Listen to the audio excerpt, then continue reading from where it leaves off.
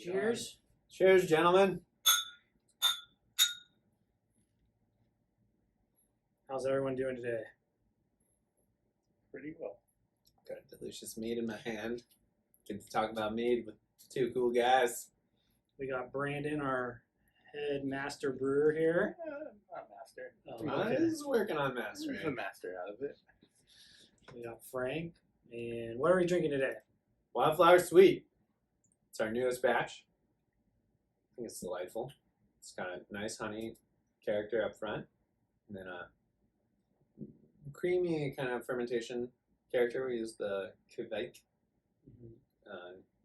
Scandinavian ale yeast. Really nice aromas. Some floralness in there too. A little bit of like spice and phenolic characters that complement the honey. And then a nice, warm, clean finish. I think it's solid. 12%, 12.5% ABV. Yeah, I forget exactly what the analysis said, but it was 12.56 or Yeah, something. And then like 2% residual sugar, so not too sweet. Kind of more like a beer in terms of residual sugar. yeah. If this were a beer, you'd probably consider it a dry beer, but it definitely comes off as sweet and honey-like. Yeah. So we're here to talk about the Mead Stool and balancing all the characteristics that make up a good mead, right? Yes, we are. Do we want to start off with defining each leg of the stool? I think that's key. And talking about, I know you've mentioned in the past GCM usually only uses 3 legs, but I've read and heard there's 4 legs, there's 6 legs, there's a lot of people out there That's a bench. I know. who have varying definitions of what constitutes good meat, I guess. Cool, yeah. And that's what makes it interesting. So my understanding of the Mead Stool is from Ken Schramm in The Complete Mead Maker. He talks about sweetness, of course, because we're working with honey. Alcohol, of course, because we're fermenting that honey. Then acid, which is naturally present in honey, but can be increased through different techniques. And then tannin. And tannins are these classes of compounds that exist within plants. They're typically like in grape skins and wood, and they prevent insects from killing the plant or spoiling the fruit.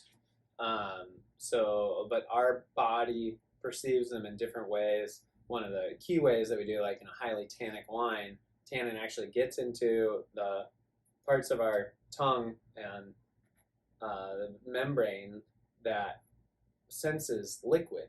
So laying on top of that piece, our tongue perceives dryness when we literally have liquid in our mouth.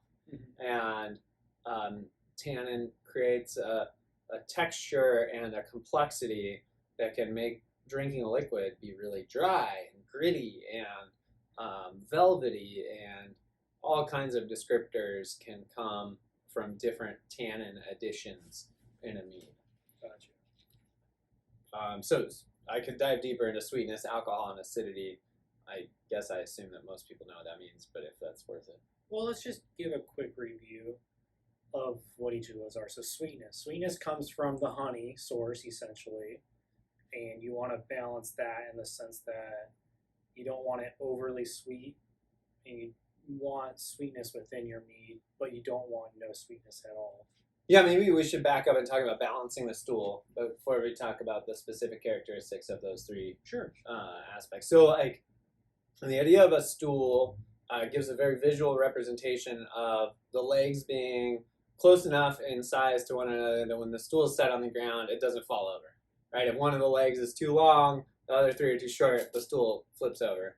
If one of the legs is too short, the other 3 try to keep the leg up or the stool up, but it tips. So you got to like find that balance point where the stool stands on its own. And now understanding your characteristics a little deeper in depth will help you visualize and embody a sense of where you want to go, so that when you make these choices with your fermentation technology, you get to that end state. You have a higher likelihood of achieving that end state. So sweetness is really interesting because there's the actual sugar that's in the beverage, and that can be measured as residual sugar or Brix or specific gravity. And these are all different ways of talking about the density of the beverage, and while different things can change the density of the beverage, including alcohol, primarily we're talking about how much sugar is diluted in the liquid that changes that residual sugar, Brix, or specific gravity. But there's also perceived sweetness. So let's say that we take a glass of water, and we're taking 100 milliliters of water, and we're dissolving 100 grams of sugar in it. So like 1-to-1, right? Or it's going to be a very sweet beverage, and we're going to taste it. We're just going to taste sugar up front. If you take that same 100 milliliters water and you put 10 grams of sugar in there, then there's going to be some perceived sweetness. There's going to be some sugar, and it's actual sugar, but it's a tenth of that 100 grams of sugar. Now, what's really interesting is if you put like a vanilla bean into 100 milligrams of water, it's not necessarily going to put sweetness into that 100 milliliters, of water. It's going to put these aromas of vanilla and vanillin and all the phenolics that are present in vanilla that our brain associates with sweetness. And when we taste that water, it's not going to taste like normal water. It's going to have this perceived sweetness to it. So when we think about sweetness, those are two important things to keep in mind, is like actual residual dissolved sugar and then perceived sweetness. Gotcha. And since honey is so associated with sweet things, right? Flour, fruit, those caramel, toffee, like those kinds of flavors, our brain is usually associating sweetness with honey flavor profiles. So a relatively low sugar mead can have a lot of perceived sweetness because of that association in most people's brains. That makes sense. And a lot of sweet meads out there have a higher sugar content in the end product than drier meads out there. And the way you balance sweet and dry meads is different because of that, correct? Totally. Okay. If you go into, okay, so maybe we should talk about alcohol and acidity, and then we can talk about how you balance different styles. So alcohol is, kind of intuitive, right? We all know like neutral grain alcohol, like Bacardi 151 or whatever terrible thing we drank earlier in our life. And it has some characteristics to it, right? Like pure ethanol, when you taste it, burns. Because your body's like, oh my god, this will kill me if I drink too much of it. So when it's diluted in water or blended into a mead, it at a certain threshold, it'll create some of those characteristics of heat and ethanol aromas. And then there are other alcohols that can be present as a byproduct of flawed fermentation, fusel alcohols like menthanol and things that taste like rubbing alcohol or worse and make your eyes water as soon as you smell them and make your nose burn. Make you feel sick too. Yeah, feel like woozy very quickly. So excluding all those undesirable kinds of alcohols, the desirable ethanol, which is a result of clean alcoholic fermentation, has these heat characteristics and spicy characteristics that are one aspect of the stool. And just imagine a little bit of alcohol with a little bit of honey, that can be a pleasant experience, right? Mm-hmm. So that's what we're talking about when we're talking about alcohol. And then acidity has a few different aspects too, right? It's that puckering factor. It's one of the basic flavors, but there are different kinds of acid. And primarily, we're talking about malic acid, which is like apple acids, citric acid, which is like citrus fruit acids, and then tartaric acid, which is grape acids. And it's pretty cool. Scientists can synthesize them, and then food companies can isolate them. So they take like citrus juice, remove all the sugar, and then turn the juice into a powder, and all you're left with basically is citric acid. And when you taste it, if you know what it is, you can taste the citrusy qualities of it. And if you compare it with malic acid, you can taste the appley qualities in the malic. And then tartaric acid, you can taste like grape skin, like gets you right here, aspects of the tartaric acid. So they're all acids, and there's a bunch more than just those basic three, with lactic acid, like milk acid, whatever. Those are the four. I mean, like gluconic is present in honey in a lot of characters. That's why honey, in its natural form, kind of has a little bit of a bite on the back of your palate.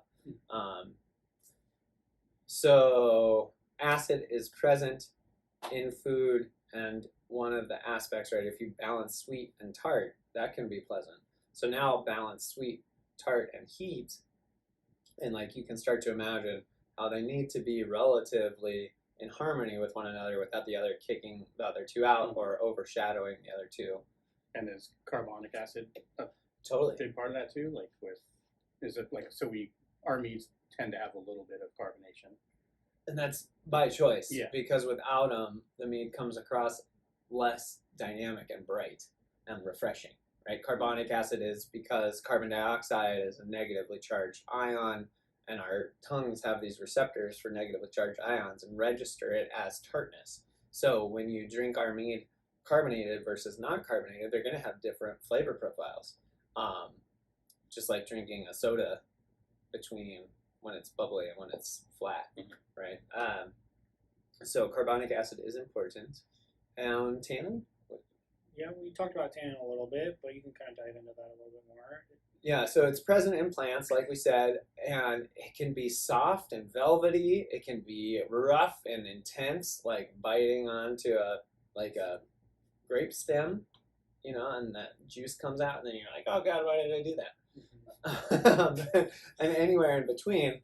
And typically they come from fruit. If you're using natural, there are tannin extracts, which are like a powder that you can throw in, but in my experience, those are really hard to integrate and do well. Barrel aging can add tannins to a beverage if the tannin hasn't been leached out by a beverage already and become neutral. So, and then you can add chips or cubes or staves, all different kinds of wood additions to add tannins. And there will also be other flavor components depending on the oak that you choose. Like American oak is famous for having vanillin, which is literally the compound in vanilla that makes it taste like vanilla.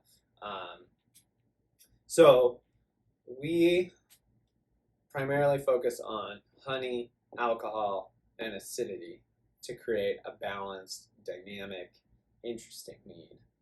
But there's a lot of ways to do it and a lot of room for innovation and creativity.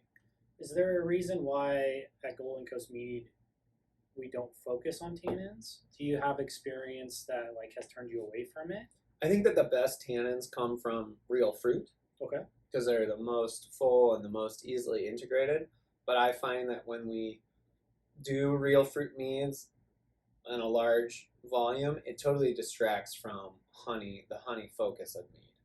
And people get kind of confused and think of it as a fruit wine with honey added rather than a mead with fruit added. So they can be fantastic, and there are a lot of good ones in the world. But for our purposes of reintroducing mead to people, I think it's distracting. Gotcha. So it kind of just distracts from the honey flavor, and you don't like taking away from what the honey is offering. And the honey story. Gotcha. Like, people just are like, okay, so this is like a wine made with fruit and honey. And it's There's so much more to it. And so the three-legged stool, is that show mead? Is just honey, water, yeast? Is there more to show mead? So some people will add tannin and acid to show mead to bring out characteristics, and I've had really good ones that truly masterful people have made, but they're really hard to find, and they're hard to do at scale well. So then this is a show mead of just honey, water, and yeast, right? And I would say that if we were to pull it apart in terms of its stool, the sweetness is the key piece, with alcohol playing a background note of some heat and some texture. And then the acidity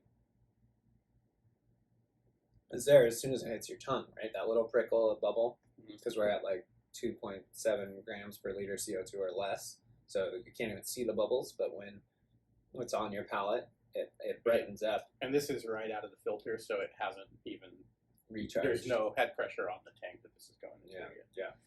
Yeah, so there's a little bit of dissolved CO2 giving it some of that brightness. And actually, mechanically on your tongue, those CO2 bubbles coming out of solution and rising out of the liquid and then going into the air, that is then creating a negative space, right, as that bubble comes together and then floats off of your tongue for liquid to come back onto your tongue. Mhm. So you're getting multiple moments of sensation, Mhm. which our brain registers as complexity and interest. I was going to ask about that too. The CO2 as a component, as the acid leg, and the alcohol as its leg. That the volatility of those two things allow the complexity to actually like be noticed. You know, where if you could hypothetically take all the alcohol out of this, but everything else was the same, that it's not just that the alcohol would be missing, but that a lot of the other things that you smell would be the interplay between them, because the alcohol dissolves these phenolic compounds and makes them available aromatically. Right. Yeah. Yeah, it's so cool. That's interesting. So, I mean, so we do add acid though via CO2 to our meats. Right. And it's a natural byproduct, right? During the fermentation. Yeah, so like we are adjusting the acid leg by adding the CO2. Or letting it dissolve into solution. Yeah. Yeah. Okay. So does the CO2 and the alcohol having an effect on the other aspects? Would increasing alcohol and increasing CO2 sort of have like a phantom effect of increasing another leg? No, my experience with that, I mean, I don't know everything, so there's definitely room to be surprised here. But my experience is like, if alcohol and acidity are too high, it gets like abrasive. Mm-hmm. Whereas like, if you have a sweeter mead, it can now handle more alcohol and acidity, like that mead that we had earlier, 17%. But the sweetness is so high that it's like, where's the 17%? Right. So there are a lot of meaderies that are like rolling out high ABV meads, but the sweetness is so high you don't even notice the high ABV. So it's like 18% dry mead. Is that very unusual and seldom done? Hard to do. Yeah. But it's theoretically possible. It would just need tannins. It would need the right acid balance. It would need the right perceived sweetness from a really clean fermentation that had some kind of floral or other characteristic that, like, when you drink this hot thing, it's pleasant. And then aging would, imagine just a hot fermentation with very little honey character, and then not hot like fusel, but like just high alcohol, 18% alcohol with no sweetness, and then some acidity and no tannins. Mm-hmm. It's like it's going to be drinking alcohol with a little bit of acid note. All right, so I think that brings us to an important aspect of the Mead Stool, which is if you're starting out, what are some like general industry practices that you know of? If you're trying to brew a balanced mead, what are the things people consider before you start your brew?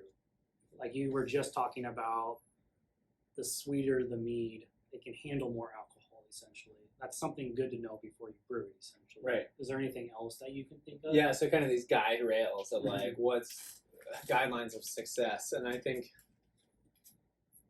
it's not written down. There's not this formula. It's like, if you want to achieve this outcome, these are where, this outcome of alcohol, these are your acceptable ranges of sweetness, acid, tannin. Yeah. But like, based off of a lot of experience, I think we can kind of flesh out some guidelines that might be helpful to folks who are listening to this. So, in our experience, like the wildflower sour is a great example of something that like was new, and we were like, oh no, and then we tasted it and we're like, oh wow, it's just good. And I think the acidity in that is high. Like there's definitely a pucker factor when you sip it, and it's like, oh, that's tart, but then the honey comes in real quick, and then the alcohol and the honey start to weave together with the tartness, so that by the end you're like, oh, that was refreshing and I want more. So that end state is like some sense of balance where our brain is kind of like stimulated by all three of those legs of the stool in a dynamic kind of pattern that then kind of trails off in a pleasant way and leads you like, oh, I want more of that experience, right? Our sessions, I think, also kind of hit that, where like the sweetness is low relative to a full stirring stuff, but the alcohol is also low and the acidity is also low. So like everything has been turned down.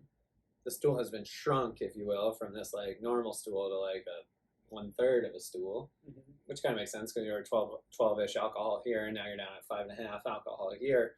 When you drink this thing, and there's some floral notes, there's some alcohol notes, and then there's some tart, bright, sweet, dynamic, and then it goes away. And it's very quick and short-lived. And that's suited for like, oh, it's the afternoon and I'm drinking this like low ABV thing, then I'm going to be able to have some food and then drive away in half an hour or an hour. That'd be totally safe, right? Mhm. So I would say for new folks, like understanding what the end state that you have in mind is, and then what are the components that are going to result in that kind of balance, and how do you measure those? So pH is one way to measure acidity. TA, total acidity, is another way. And pH is relative, right? It's parts hydrogen relative to other things. So it's just crazy how we can measure that. It's like refraction with a diode. Whereas total acidity is like actual parts per million acid molecules within a solution. And you have to be able to titrate that. And those are both useful numbers, but you need TA when you're going for really high acid things and high sweetness things, because that's like the definitive measurement of how much acid is actually in there. And then making it palatable is finding that balance between that TA and that residual sweetness. And then alcohol, we know that by percentage, and you can just say that the more alcohol there is, the more heat there's going to be, and the more need there's going to be to balance that leg of the stool.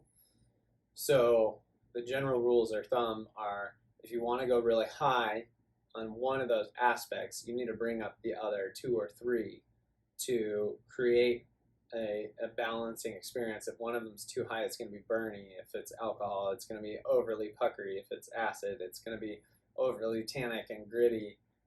If it's tannin, and it's going to be saccharine, sweet, and sticky and syrupy if it's sweetness. So if you're trying to amp up one, you can do bench trials where you like take your honey, take some alcohol, you take water, and you mix them together just like that. And does that taste good at the final alcohol level that you want to arrive at? And if not, can you get some of those acids and drop them in there? Or can you carbonate it with a forced carbonation device like a SodaStream to create something interesting? And then, of course, when you ferment it, that's going to create a bunch of phenolics and esters that are not present when you're just doing this benchtop trial. But it will at least get you to the end state of like, okay, this alcohol level, this level of sweetness, this level of acidity results in something tasty or not. That makes sense. And then start small with equipment that's as close to the equipment you'll be making it as at scale as possible. So if you're going to be fermenting in stainless and temp control, then you want to be doing your trials in stainless and temp control. That makes sense. Yeah. So I think another thing to consider is like the act of fermentation creates and takes away some of the mead stool once. Mm. And it's important to consider that when you're fermenting too, because you're creating CO2 Mm-hmm. and you're creating more alcohol from the sugar, Mm-hmm. and you're taking away sugar essentially. Mm-hmm. Is there? And gluconic acid goes through like some weird curves as well. Yeah. So is there anything you would recommend? Just get your ratios right, or what is your experience with like fermentation, taking and adding to the stool? Yeah, gosh. I mean, ideally, it tastes good all the way through. That's the ideal, is that like every time you pull a sample and you do your measurements on it and you taste it, it tastes good. And if there's a point where it doesn't taste good, that's maybe an opportunity to improve your process and your recipe. Given, though, there's like always kind of an awkward second, third phase where the alcohol starts to get high, the sugar starts to get low, the carbonation isn't like totally there. So in our experience, or the lactic acid bacteria hasn't totally kicked in and started creating lactic acid, and so it kind of like goes through these like funky teenage years, if you will, where it's like neither sweet enough to be tasty or integrated and complex enough to be tasty, and so you get this thing that's like kind of alcohol-y and not that honey-y, and you're like, oh god, I hope this makes it through. And then typically it does, as long as it's like clean and healthy through the fermentation, right? So if you're raising your children right, they might have an awkward period, but you can be pretty sure they're going to get through it. Yeah, exactly. They It's might have a goth phase, but punk phase. yeah, Exactly. Hopefully it's all productive. They're finding their own identity in Yeah. that moment, and then they come through as it. long as they get a job, they can. They can figure it out from there. Yes, exactly. That's fair. So, is there anything? What are some major indicators when you're tasting mead that it's like in that teenage phase and you aren't too worried about it and you kind of just let it ride versus like, oh no, that's a flaw. I need to react quickly to it. That's great. So, what I was just describing of like awkward is, it's like flat. It's like, oh, this isn't delightful, but it's not bad. Gotcha. Like bad is like, oh, this is starting to taste like burnt matchsticks and rotten eggs. It's like, oh, you have a sulfur problem, and you need to get ahead of that, or otherwise it's going to turn into burnt rubber, and that's going to be mercaptans, and then there's like nothing that you can do at that point. It's not true. There are things you can do, but it's like an ounce of prevention is worth 2 pounds of cure at that point. So you gotta like dial in your temp. You got to. Anyways, we're not talking about troubleshooting meats that are gone sulfury, but we are talking about what those aspects are that show you you're doing something wrong. So sulfury is one of the things. I think autolysis is something that a lot of people have, where the yeast die and they start to degrade.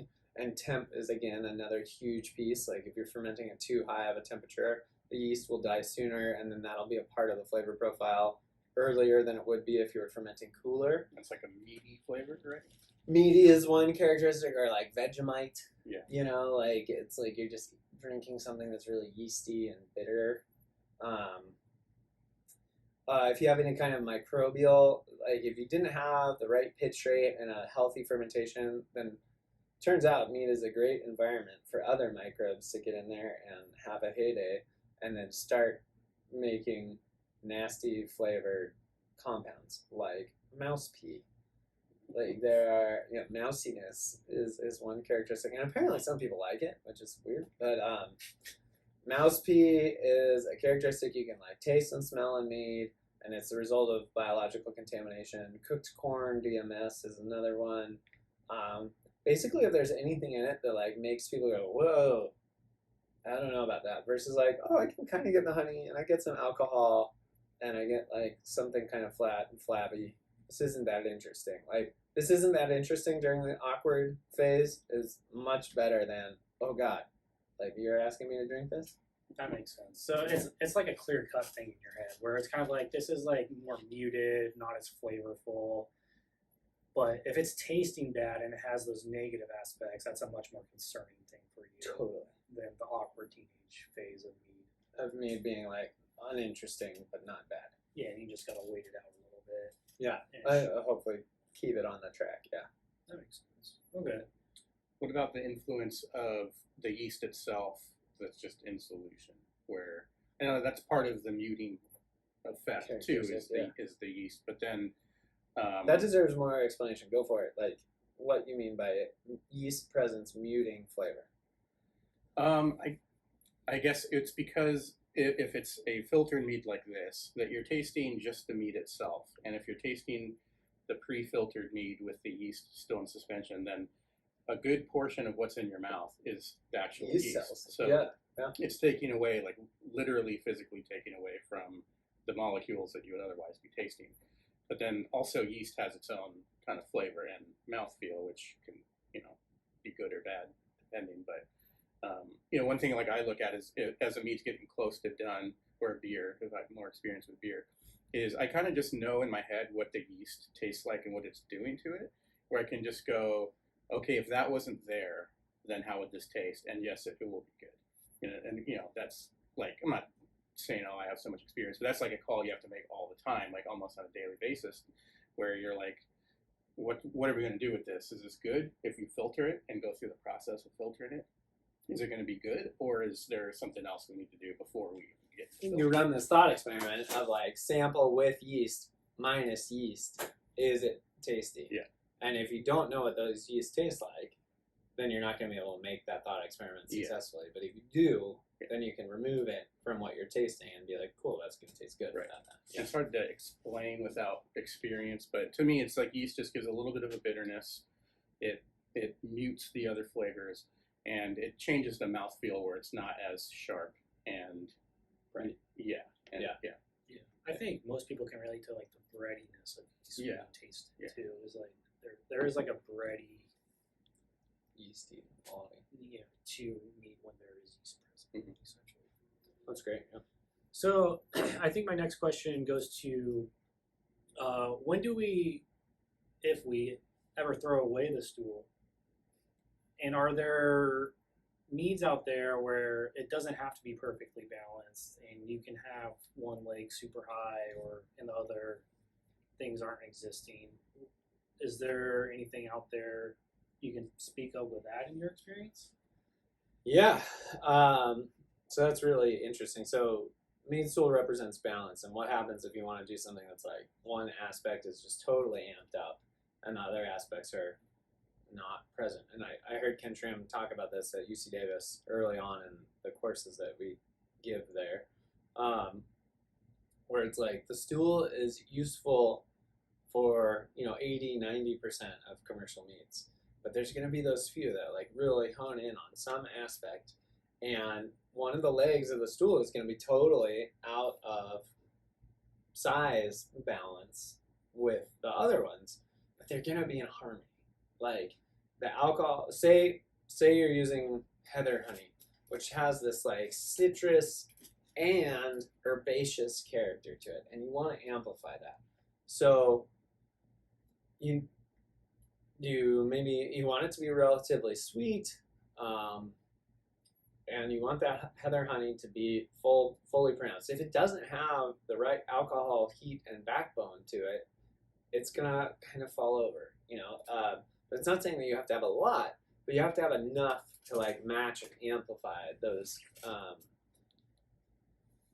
herbaceous qualities, because that heat of the alcohol and the herbaceous heat of like spiciness that's from the heather will match together and then amplify the heather quality, and some acidity as well, right? Like without the acidity, the drink would just kind of be sweet, and the citric quality of the heather honey would be muted. But with a little bit of acid, it's going to light that up, and like the acid leg of the stool is kind of going to be unnoticeable. But if it's not there at all, then the citrus piece of the heather honey isn't going to be there either.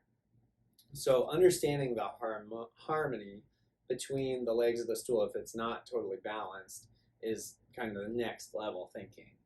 And So like how do the other legs support the one leg you're trying to show? Yeah. And how do they play well together? If it's children on a playground and one person's taking all the attention, how are the other kids impacting them or bringing them to life? or like a team, right? Like Yeah. you've got a star player. If he doesn't have other teammates, he's not going to be able to play the whole game. Yeah. But if they're feeding the ball to him and playing the right plays, like bam, scoring every time, right? You can have a flavor that's the leader, but you don't want it to be a bully of everything else, where it's just the other children on the playground are being like held back, Crushed. Suppressed. Right. Exactly. And I was thinking that as you identify those things, bench trials are a really useful tool to, like, you've got your mostly finished mead. Now, what if we just do a little bit of acid versus a relatively moderate amount? And whenever you do acid additions with mead, like, you always start with a tenth of the recommended dose size, and then do like a fifth, and then like do a half, and do those bench trials. Because if you're going like full on, it's assuming the buffering capacity of wine, and the buffering capacity of mead is way lower, like we talked about earlier. And you can also do this with tannin. You can also do it with neutral grain spirits and honey. But finding that harmonious balance between the complementary legs when you're trying to amplify a certain leg is a worthwhile exercise. to help you then design your fermentation recipe to achieve that outcome. That makes sense. Is there stylistic things where, I know I always take it back to beer, but like IPA is not balanced on purpose. So no one would really say like a super hoppy IPA is a balanced beer, but it's also like the most popular style now. So is there like an equivalent in mead, or like maybe another example is like gin, where it's like the juniper, like there's different kinds of gin, but if it's a London dry gin, like juniper jumps out. And is there a style of mead where, yes, you do want those supporting flavors to hold up and be in harmony, but you are trying to show off one thing in particular that's so out of balance, but that's just the style that it is. I think our sour mead could be plugged into that, right? With our sour tartness being the longest leg in the stool, and the sweetness and the acidity, the sweetness and the alcohol complement it and balance it and make it interesting. But if you look at the three legs, like the tartness is relatively the longest. So, in so much as we've created a style, that one, Schramm's meads, are much longer on the sweet side, and sometimes he talks about his berry fruit meads, like the main point is the berries, and then the honey, the orange blossom honey, and the alcohol are just there to create a background for the berries to just like slam people in the face, That sounds like a Moonlight's meads do to me. Well, I think where Schramm really excels is that Moonlight, like the sweetness is muddled, whereas because maybe the acidity isn't quite as high, and so you taste them and you're like, oh, okay, I get berry and I get some honey and some alcohol, but it's like an 8 out of 10. Whereas you drink Schramm stuff and it's like, oh my gosh, I get so much berry, and then the honey comes in, and then the alcohol comes in, and it's like they're 9s and 10s out of 10. And then that gap between 8 and 9, and then between 8 and 10 is a whole lot of work. That makes sense. Is there anything else you want to cover when it comes to the mead stool and balancing those? Yeah, I think a hedonistic response is a key metric or thing to pay attention to as you craft meads that are either balanced or not balanced. Is like if a relatively new drinker tastes it, they go, oh, wow, yeah. And like, I can't even explain why that's good, but I like it. Like that's kind of desirable. Actually, it's very desirable. I think as our business has grown and the sour has become more and more a big part of what we do, more and more people know nothing about mead and they drink it and they go, wow, what's that? Like, can I have more of that? I was like, well, Why, yeah. slow down. Like, let's talk about it first. So I would say that is an end state that you want to achieve, is making new people wag their tails when they taste it. Yeah, making it easier to enjoy just right off the bat. Yeah. And not having to explain what we just talked about to a new person. Yeah, but okay, we're gonna talk 30 minutes about the mead stool, and then you're gonna have your second taste. I would want to hear you talk about how what we do and what new mead makers could maybe do themselves in terms of having objective criteria that are the like literal length of your legs, where it's like this leg is 8 inches and this leg is 8 inches and this leg is 8 inches. It's objectively balanced. But then what are the subjective things that we look for? And because we have objective measurements of our meat, and then we also taste it. And so where is that intersection? Wow, that's a great question. And honestly, I mean, our mead sheets, we're starting to pin those things down, but as you've seen, like Andrew's like, hey, Frank, is this within spec? It's like, well, considering the 40 batches of that we've done, yes, but the last 10 is a little out. And it's like, well, we're trying to dial those things in. So we've got our starting bricks, right, which is a bit of like a measurement on the sweetness stool. And then we expect, for the sweet, we start higher than for the drier, for the sour. So we do have those numbers dialed in. And then knowing our yeast and our yeast tolerance and our fermentation conditions and our nutrient load, we can expect that those fermentations will reach a certain point and then we'll cold crash them So I think that's a really interesting question. I think there's room for us to improve, but I think that as people go down the professional mead making path, they're going to find the metrics that are measurable and help them achieve their desired outcome consistently. Acidity is something we could measure more. Doing our TA of the must before pitching, doing TA at day 5, day 10, day 15, and then further down the road. That would actually literally give us a measurement on. Right now, we're just doing pH, which is relative. And if we could do TA, that would give us a sense at the end of the fermentation, like how acidic is this relative to other meads of this style of mead, and then does that sense of balance correlate to that number? So then you start getting data points, and your experience, you like kind of line it up. Exactly, that's where the subjective piece comes in, right? It's like sometimes the numbers are all right, but it doesn't come together quite. And why was that? Versus like sometimes the numbers are off, but it comes together even better. And now it's like, oh, we've got a new target to shoot for. What about for a new home mead maker? What tools do you think they need as a sort of bare minimum to have a balanced mead stool? Yeah, number one is a hydrometer and a cylinder, right? You've got to be able to measure your sugar before fermentation, so you know what's possible. Given your yeast, different yeasts have different alcohol tolerances, and if you don't give them enough sugar, they'll eat all the way through it, and you'll get something totally dry. Whereas if you just give them a little bit more than what they're able to tolerate, you'll have some residual sugar at the end, which will allow you to have a shot at balancing alcohol and sweetness without back sweetening. And I just don't like back sweetening because it introduces a ton of problems in terms of stability and flavor integration. Like back sweetening, the likelihood you're going to have a balanced sweetness profile is so low relative to if you start with a little more sugar and then the fermentation ends before all the sugar's been consumed.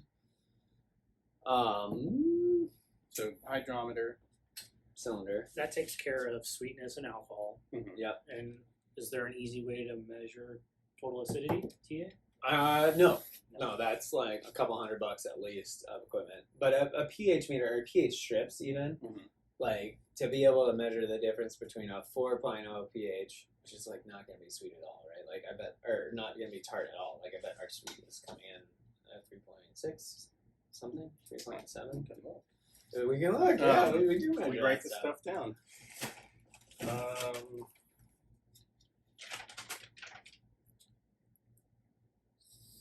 3.73 was the last one recorded? Yeah. And our pH on the sour is like 3.4? Yes, 3.43. Yeah, so the relative pH of our sour, which is like puckeringly tart, and our sweet, which just has a little background acidity, is only 0.3 difference. And on a strip, like that's, compare those two colors next to each other, and like unless you've got a very zoomed in strip set, it's going to be very hard to tell the difference. So buying a $90 pH pen is at least a shot, but you have to maintain it. You have to be calibrated, pretty much every time you use it. Yeah, so that's kind of rough. I mean, honestly, if you're good at pH meters or pH strips, like you should be able to tell the difference between 3.4 and 3.6. And like, if you want your sweeter stuff to not be so tart, like it should be 3.6 to 4. And if you want your more tart stuff, it should be like 3.4 to 3.2. But then if you get under 3.2, like you're retarding your yeast. So that's actually a super valuable thing. So yes, a $20 tube of winemaker pH strips with like a range of 3 to 4.4 is, I think, worth investing in. And is there any like objective way to measure tannins, really, or is that just taste? How do you measure tannins? I don't even pay attention to that, but I know there is a way. Yeah, you gotta talk to Shram or someone else who's more into the fruit meads and stuff about that. Taste is a big way to do it in blending. Like a lot of winemakers just go, "Whoa, that's way too much tannin in that barrel," and then they go blend it with neutral barrels of the same wine, and then it reduces it, significantly. But there is some way to measure tannins. But yeah, I think that's like probably not at a home scale. Definitely not. Yeah. So if someone wants to make mead, to measure their mead and ensure success, they need a hydrometer, which is what, 50, 60 bucks, Not even. I like think. 20 bucks. Yeah, 20 to 40.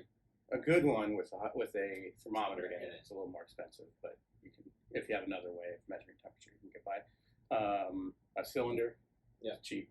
that fits the hydrometer. Yeah. And doesn't make too much waste, right? If you have a Right. big old cylinder and a small hydrometer, you're going to be filling that tube up, and it's going to be wasting a ton of mead. Whereas if you have a cylinder that's like just wider than your hydrometer, that's kind of ideal, Mhm. and like just as tall as your hydrometer, then you're going to be able to measure that density of that liquid without. But you do want enough room for the hydrometer to like allow the liquid out of the sides, right? You don't want it too tight so that the liquid gets stuck and then the pressure gradient stops the hydrometer from floating and doing its job. But if someone goes to a homebrew store, they can usually Point them to the right set. Yeah. and pH strips, super cheap. So making mead at home and measuring things that are important is very doable. Where someone at home doesn't have to just like, well, I just have this mead in a bucket and I just let it go until it stops bubbling. That's not necessarily gonna End up with a good product. Yeah. And you need a scale to measure out your nutrients. But that's $20, and then a thermometer to measure your fermentation temp, or like a sticky thermometer on your carboy. Yeah, so it's possible to make decent meat at home and be able to measure these things and improve them based off of your outcomes. Awesome. All right. The next thing is a microscope. If you can drop $200 on a microscope and look at your yeast while they're fermenting, that is key, because that's how you know whether your yeast are healthy or not. And if you are a home brewer with a microscope, you're better off than some Professional brewers. Yeah. All right. Well, that's it. Thanks for talking about the Mead Stool. Oh, thanks for letting me. I love that game. Cheers. Cheers.